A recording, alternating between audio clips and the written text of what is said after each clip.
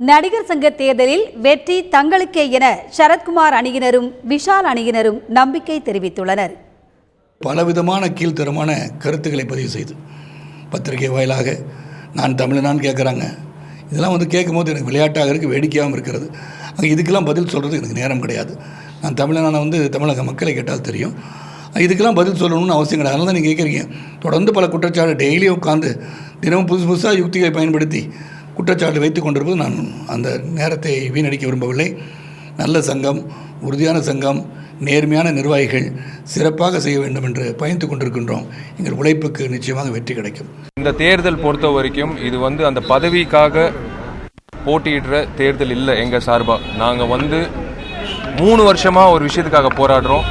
அங்கிட்டு இருக்கிற அந்த நிலத்தில் அந்த கட்டடம் வரணுன்றதுக்காக ஒரு கேள்வியை ஆரம்பித்து இன்றைக்கி எலெக்ஷன் வரைக்கும் வந்திருக்கோம். இந்த பாண்டவர் அணி கண்டிப்பாக ஜெயிக்கும். ஜெயிச்சு கண்டிப்பாக நாங்கள் சொல்ல போகிற அத்தனை விஷயங்கள் செயல்பட போது கண்டிப்பாக நல்லது நடக்கும். எல்லா நடிகர்களுக்கு நல்லது நடக்கும். நலிந்துன்ற பிரிவே இருக்கக்கூடாதுன்ற நோக்கி நாங்கள் எலெக்ஷனில் போட்டியிட போகிறோம்.